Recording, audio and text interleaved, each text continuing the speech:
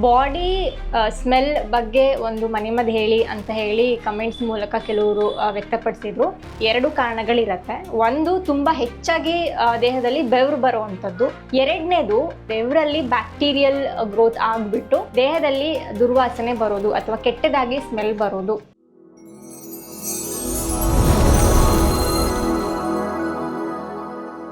ಎಲ್ಲರಿಗೂ ನಮಸ್ಕಾರ.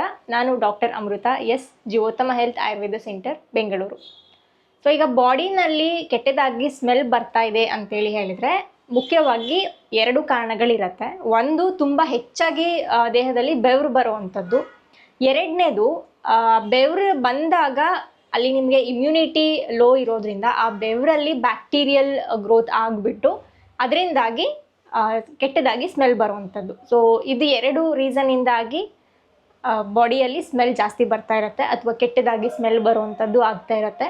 ಇದನ್ನು ಹೇಗೆ ಮ್ಯಾನೇಜ್ ಮಾಡೋದು ಅಥವಾ ಹೇಗೆ ಸರಿ ಮಾಡ್ಕೊಳ್ಳೋದು ಅಂತೇಳಿ ಹೇಳಿದ್ರೆ, ಮೊದಲನೇದಾಗಿ ಸ್ವೆಟ್ಟಿಂಗನ್ನು ಅಥವಾ ಬೆವರು ಏನು ಜಾಸ್ತಿ ಬರ್ತಾ ಇರುತ್ತೆ ಅದನ್ನು ಕಡಿಮೆ ಮಾಡ್ಕೋಬೇಕು.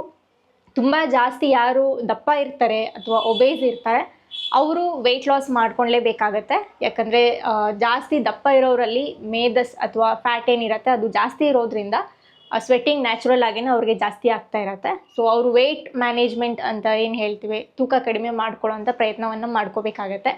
ಇನ್ನು ತುಂಬ ಒಬೇಸ್ ಇಲ್ಲ ಆದರೂ ಕೂಡ ಜಾಸ್ತಿ ಸ್ವೆಟ್ಟಿಂಗ್ ಇದೆ ಅಂತೇಳಿ ಹೇಳೋರಿಗೆ ಸ್ವೆಟ್ಟಿಂಗನ್ನು ಕಡಿಮೆ ಮಾಡ್ಕೊಳ್ಳಿಕ್ಕೆ ಈ ಒಂದು ಮನೆಮದ್ದುಗಳನ್ನು ನೀವು ಫಾಲೋ ಮಾಡ್ಬೋದು. ಮೊದಲನೇದಾಗಿ ಧನಿಯಾ ಬೀಜ.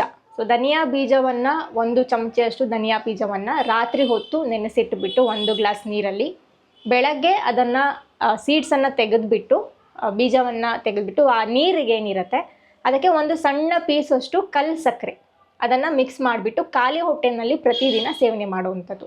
ಸೊ ಇದನ್ನು ಮಾಡ್ತಾ ಬಂದಾಗ ನಿಮ್ಮ ದೇಹದಲ್ಲಿ ಹೆಚ್ಚಾಗಿರುವಂಥ ಪಿತ್ತ ಏನಿರುತ್ತೆ ಅದು ಕಡಿಮೆ ಆಗ್ತಾ ಬರುತ್ತೆ. ಸೊ ಪಿತ್ತ ಕಡಿಮೆ ಆದರೆ ಸ್ವೆಟ್ಟಿಂಗ್ ಕೂಡ ಕಡಿಮೆ ಆಗುತ್ತೆ. ಇನ್ನು 2ನೇ ಮನೆಮದ್ದು ಏನಪ್ಪ ಅಂತೇಳಿ ಹೇಳಿದ್ರೆ ಜ್ಯೇಷ್ಠ ಮಧು. ಸೊ ನಾನು ಜ್ಯೇಷ್ಠ ಮಧುವಿನ ವಿಡಿಯೋನಲ್ಲೂ ಕೂಡ ಹೇಳ್ತಿದ್ದೆ ಪಿತ್ತವನ್ನು ಕಡಿಮೆ ಮಾಡೋದಕ್ಕೆ ನಾವು ಅದನ್ನು ಬಳಕೆ ಮಾಡ್ತೀವಿ ಅಂತ ಹೇಳಿ.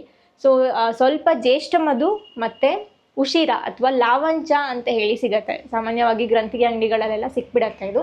ಹಾಗೆಯೇ ಶ್ರೀಗಂಧದ ಚಕ್ಕೆ. ಸೊ ಇದು ಮೂರದ್ದು ಪೌಡರನ್ನು ಮಿಕ್ಸ್ ಮಾಡಿಬಿಟ್ಟು ಈಕ್ವಲ್ ಕ್ವಾಂಟಿಟೀಸಲ್ಲಿ ಅರ್ಧ ಚಮಚೆ ಪೌಡರನ್ನು 1 ಟೀ ಗ್ಲಾಸಷ್ಟು ಉಗುರು ಬೆಚ್ಚಗಿರೋ ನೀರಲ್ಲಿ ಮಿಕ್ಸ್ ಮಾಡಿಬಿಟ್ಟು ಅದನ್ನು ಸೇವನೆ ಮಾಡುವಂಥದ್ದು. ಸೊ ಉಗುರು ಬೆಚ್ಚಗಿರೋ ನೀರಾದರೂ ಯೂಸ್ ಮಾಡ್ಬೋದು ಅಥವಾ ನಾರ್ಮಲ್ ತಣ್ಣಗಿರೋವಂಥ ನೀರಾದರೂ ಕೂಡ ಯೂಸ್ ಮಾಡ್ಕೋಬೋದು.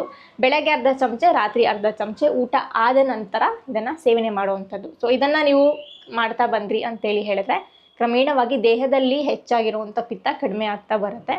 ಇನ್ನು ಹಚ್ಕೊಳ್ಳಿಕ್ಕೆ ಅಂತೇಳಿ ಹೇಳಿದ್ರೆ ಶ್ರೀಗಂಧದ ಪೇಸ್ಟ್, ಚಕ್ಕೆಯನ್ನು ಒಂದು ಗಂಧದ ಕಲ್ಲಲ್ಲಿ ತೆಗೆದುಬಿಟ್ಟು ಆ ಪೇಸ್ಟನ್ನು ನಿಮ್ಮ ಬಾಡಿಯಲ್ಲಿ ಫುಲ್ ಬಾಡಿ ಹಚ್ಕೋಬೋದು. ಅಥವಾ ನಿಮಗೆ ಎಲ್ಲಿ ಜಾಸ್ತಿ ಬೆವರು ಬರುತ್ತೆ, ಕೆಲವ್ರಿಗೆ ಪೂರ್ತಿ ದೇಹದಲ್ಲಿ ಬೆವರು ಬರ್ತಾ ಇರುತ್ತೆ, ಹಸ್ತಗಳಲ್ಲಿ ಪಾದಗಳಲ್ಲೂ ಕೂಡ ತುಂಬ ಅತಿಯಾಗಿ ಬೆವರು ಬರ್ತಾ ಇರುತ್ತೆ. ಇನ್ನು ಕೆಲವ್ರಿಗೆ ಬರೀ ಕಂಕ್ಳಲ್ಲಿ ಅಥವಾ ಏನು ಈ ಫೋಲ್ಡ್ ಮಾಡಿರೋವಂಥ ರೀಜನ್ಸ್ ಇರುತ್ತೆ ಅಲ್ಲಿ ಮಾತ್ರನೇ ಜಾಸ್ತಿ ಬೆವರು ಬರ್ತಾ ಇರುತ್ತೆ. ಸೊ ನಿಮಗೆ ಎಲ್ಲಿ ಜಾಸ್ತಿ ಬೆವರು ಬರ್ತಾ ಇರುತ್ತೋ ಅಲ್ಲಿ ಈ ಪೇಸ್ಟನ್ನು, ಚಂದನದ ಪೇಸ್ಟ್, ಚಂದನ ಅಂತ ಆಯುರ್ವೇದನಲ್ಲಿ ಹೇಳ್ತೀವಿ, ಅಥವಾ ಶ್ರೀಗಂಧದ ಪೇಸ್ಟನ್ನು ಹಚ್ಚಿಬಿಟ್ಟು ಒಂದು 10 ರಿಂದ 15 ನಿಮಿಷ ಬಿಟ್ಟು ಆಮೇಲೆ ಸ್ನಾನವನ್ನು ಮಾಡ್ಕೊಳ್ಳೋದು. ಹಾಗೆ ಸ್ನಾನ ಮಾಡುವಾಗ ಒಂದು 20 ರಿಂದ 30 ml ಅಷ್ಟು ರೋಸ್ ವಾಟರ್ ಅದನ್ನು ನಿಮ್ಮ ಸ್ನಾನದ ನೀರಲ್ಲಿ ಮಿಕ್ಸ್ ಮಾಡಿಬಿಟ್ಟು ಸ್ನಾನ ಮಾಡ್ಕೊಳ್ಳುವಂಥದ್ದು.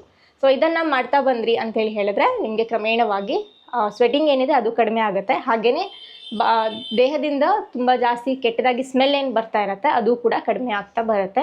ಹಾಗೆಯೇ ಬರೀ ಈ ಒಂದು ರೆಮಿಡೀಸ್ ಜೊತೆಗೆ ನಿಮ್ಮ ಓವರಾಲ್ ಹೆಲ್ತನ್ನು ಮೇಂಟೈನ್ ಮಾಡ್ಕೊಳ್ಳೋದು ಕೂಡ ಇಂಪಾರ್ಟೆಂಟ್ ಆಗುತ್ತೆ. ಸೊ ನಿಮ್ಮ ಗಟ್ ಹೆಲ್ತ್ ಇಂಪಾರ್ಟೆಂಟ್ ಆಗುತ್ತೆ.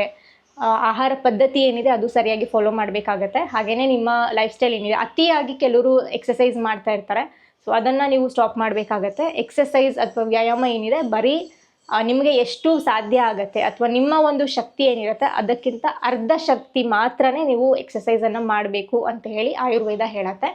ಸೊ ಎಕ್ಸಸೈಸ್ ಅತಿಯಾಗಿ ಇದೆ ಅಂತಂದ್ರೂ ಅದನ್ನು ಸ್ವಲ್ಪ ಕಡಿಮೆ ಮಾಡ್ಕೊಳ್ಳಿ. ಎಕ್ಸಸೈಸ್ ಸ್ವಲ್ಪನೂ ಇಲ್ಲ ಅಂತಂದ್ರೂ ಅದನ್ನು ಎಕ್ಸಸೈಸನ್ನು ಸ್ಟಾರ್ಟ್ ಮಾಡ್ಕೋಬೇಕಾಗತ್ತೆ. ಹಾಗೆ ಇದೆಲ್ಲದ್ರ ಜೊತೆಗೆ ನಿಮ್ಮ ಇಮ್ಯುನಿಟಿಯನ್ನು ಇಂಪ್ರೂವ್ ಮಾಡ್ಕೊಳ್ಳೋದು ಕೂಡ ಇಂಪಾರ್ಟೆಂಟೇ. ಯಾಕಂದರೆ ಇಮ್ಯುನಿಟಿ ಕಡಿಮೆ ಇದ್ದಾಗ ಬ್ಯಾಕ್ಟೀರಿಯಲ್ ಇನ್ಫೆಕ್ಷನ್ಸ್ಗಳಾಗಲಿ ಅಥವಾ ಫಂಗಲ್ ಇನ್ಫೆಕ್ಷನ್ಸ್ಗಳಾಗಲಿ ಹೆಚ್ಚಾಗಿ ಆಗ್ತಾ ಇರುತ್ತೆ.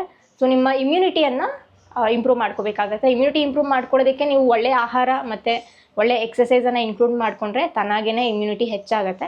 ಹಾಗೆ ಇಮ್ಯುನಿಟಿ ಹೆಚ್ಚು ಮಾಡುವಂಥ ಆಹಾರಗಳೇನಿರುತ್ತೆ, ಹಾಗಲಕಾಯಿ ಇರ್ಬೋದು ಅಥವಾ ತುಳಸಿ ಇರ್ಬೋದು ಅಥವಾ ಬೆಟ್ಟದ ನೆಲ್ಲಿಕಾಯಿ ಇರ್ಬೋದು, ಇವುಗಳನ್ನು ನೀವು ನಿಮ್ಮ ಆಹಾರದಲ್ಲಿ ಇನ್ಕ್ಲೂಡ್ ಮಾಡಿಕೊಂಡ್ರೆ ಇಮ್ಯುನಿಟಿ ಕ್ರಮೇಣವಾಗಿ ಹೆಚ್ಚಾಗ್ತಾ ಬರುತ್ತೆ.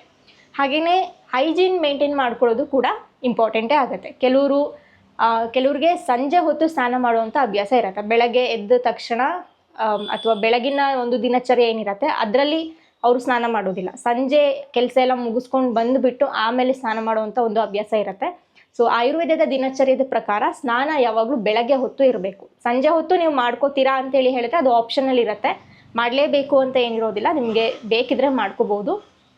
ಬಟ್ ಯಾರೆಲ್ಲ ಆ ಥರ ಬೆಳಗಿನ ಹೊತ್ತು ಸ್ನಾನವನ್ನು ಸ್ಕಿಪ್ ಮಾಡ್ತಾ ಇರ್ತಾರೆ ಅವರು ಬೆಳಗ್ಗೆ ಹೊತ್ತು ಸ್ನಾನವನ್ನು ಇನ್ಕ್ಲೂಡ್ ಮಾಡ್ಕೋಬೇಕಾಗತ್ತೆ. ತುಂಬ ಜಾಸ್ತಿ ಬೆವರು ಬರ್ತಾ ಇದೆ ಅಂದರೆ 2 ಸಲ ಖಂಡಿತವಾಗ್ಲೂ ಸ್ನಾನ ಮಾಡ್ಕೋಬೋದು. ಬಟ್ ಹೈಜಿನಿಕ್ ಏನಿದೆ ಸೊ ಅದನ್ನು ನೀವು ಮೇಂಟೈನ್ ಮಾಡ್ಕೋಬೇಕಾಗತ್ತೆ. ಸ್ನಾನದ ವಿಚಾರ ಅಂತ ಬಂದ್ರೂ ಅಗೇನ್ ಊಟ ಮಾಡಿದ ತಕ್ಷಣ ಸ್ನಾನ ಮಾಡೋದು ಎಲ್ಲ ಮಾಡಬಾರ್ದು. ಫಸ್ಟಿಗೆ ನಿಮ್ಮ ದಿನಚರ್ಯದ ಪ್ರಕಾರ ಏನಿರುತ್ತೆ, ಎದ್ದ ಮೇಲೆ ಬ್ರಷ್ ಮಾಡಿದ್ದಾಯಿತು, ಆಮೇಲೆ ಎಕ್ಸಸೈಸ್ ಆಯಿತು, ಆಮೇಲೆ ಸಾಧ್ಯ ಆದರೆ ನಿಮಗೆ ಬಾಡಿಗೆ ಆಯಿಲನ್ನು ಹಚ್ಕೊಳ್ಳೋದು ಕೂಡ ಹೆಲ್ಪ್ ಮಾಡುತ್ತೆ. ಎಳ್ಳೆಣ್ಣೆ ಆಗಿರ್ಬೋದು ಅಥವಾ ಕೊಬ್ಬರಿ ಎಣ್ಣೆ ಆಗಿರ್ಬೋದು, ನಿಮಗೆ ಯಾವ ಎಣ್ಣೆ ಸಿಗುತ್ತೋ ಅದರಲ್ಲಿ ಸ್ವಲ್ಪ ಲೈಟಾಗಿ ನಿಮಗೆ ದೇಹಕ್ಕೆ ಎಣ್ಣೆಯನ್ನು ಹಚ್ಕೊಂಡ್ಬಿಟ್ಟು ಆಮೇಲೆ ಸ್ನಾನ ಮಾಡ್ಕೋಬೋದು. ಸೊ ಈ ಒಂದು ದಿನಚರ್ಯದ ಪ್ರಕಾರ ನೀವು ಫಾಲೋ ಮಾಡಿದ್ರಿ ಅಂತೇಳಿ ಹೇಳಿದ್ರೆ ಆವಾಗ ನಿಮಗೆ ಸ್ವೆಟಿಂಗ್ ಜಾಸ್ತಿ ಆಗೋದಾಗಲಿ ಅಥವಾ ಇನ್ಫೆಕ್ಷನ್ಸ್ ಆಗೋದಾಗಲಿ ಅಥವಾ ಸ್ಮೆಲ್ ಬರೋದಾಗಲಿ ಅದನ್ನು ತಡೆಗಟ್ಟಬಹುದು. ಸೊ ಈ ಒಂದು ಮಾಹಿತಿ ನಿಮಗೆ ಉಪಯೋಗ ಆಗುತ್ತೆ ಅಂತ ಹೇಳಿ ಭಾವಿಸ್ತೇನೆ. ಎಲ್ಲರಿಗೂ ಈ ಒಂದು ಮಾಹಿತಿಯನ್ನು ಶೇರ್ ಮಾಡಿ ಅಂತ ಹೇಳ್ತಾ ಇಂದಿನ ಸಂಚಿಕೆಯನ್ನು ಮುಗಿಸ್ತಾ ಇದ್ದೇನೆ. ಎಲ್ಲರೂ ಆರೋಗ್ಯವಾಗಿರಿ. ನಮಸ್ಕಾರ.